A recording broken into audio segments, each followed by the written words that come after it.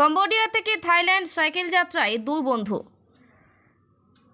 দক্ষিণ পূর্ব এশিয়ার দুই দেশ কম্বোডিয়া থেকে থাইল্যান্ড সাইকেলে পাড়ি দিচ্ছে বাংলার দুই অভিযাত্রী।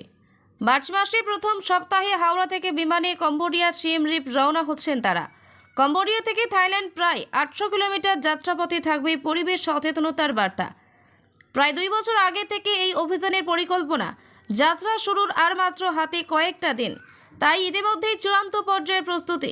আমাদের প্ল্যানিংটা ছিল প্রায় আমাদের 2 বছর ধরেই, কিন্তু সাইকেল চালালে আমাদের যদি শরীরটা সুস্থ থাকে মোটর চালিত গাড়ির থেকে, কারণ আমরা সেই জন্যেই আমার বন্ধু হচ্ছে একদম মলয় মুখার্জি, মাউন্ট এভারেস্ট মলয় মুখার্জি, দুজনেই প্ল্যানিং করেছিলাম 2 বছর আগে থেকে। একটা আমাদের মেনলি পরিবেশের বার্তা নিয়ে যাওয়া, পরিবেশ সচেতনতার বার্তা। আমরা এখান থেকে ধরো লিফলেট নিয়ে যাচ্ছি, প্ল্যাকেট নিয়ে যাচ্ছি, টি শার্ট নিয়ে যাচ্ছি, পরিবেশ সচেতনতার বার্তা নিয়ে যাচ্ছি, বন্যপ্রাণী রক্ষা করুন। হ্যাঁ, সাইকেল চালালে কিন্তু সবার শরীর খুব ভালো থাকে, ফিট থাকে একদম। রেগুলার যদি কেউ হাফ অ্যান আওয়ার করে সাইকেল চালায়, আমাদের 700-800 কিলোমিটার সাইক্লিং আছে।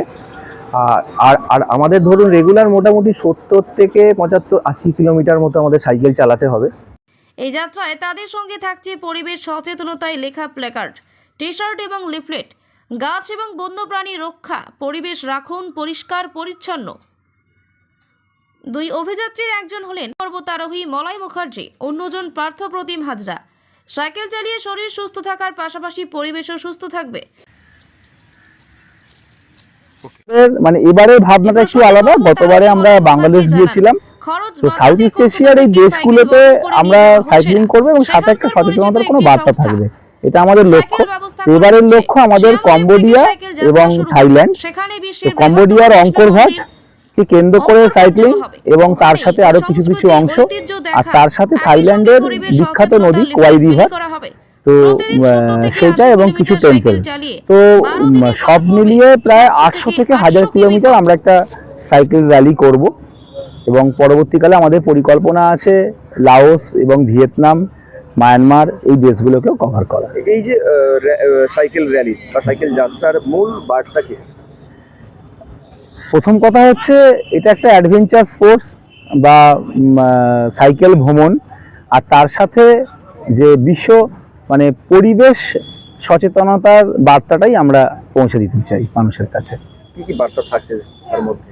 হ্যাঁ, তার মধ্যে এটাই যে পরিবেশকে আমরা যেন ঠিক রাখি, পরিবেশের প্রতি সচেতন হই। তার কারণ আমরা দেখছি সারা পৃথিবী জুড়ে গাছ কাটা হচ্ছে, এবং শুধু গাছ কাটা না, আমরা পরিবেশকে ধ্বংস করছি।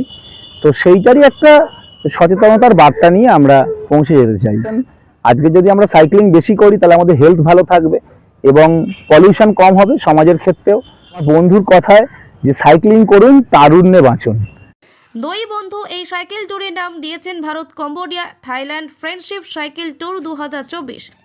হাওড়া থেকে রাকেশ মাইতের রিপোর্ট, লোকাল 18 বাংলা।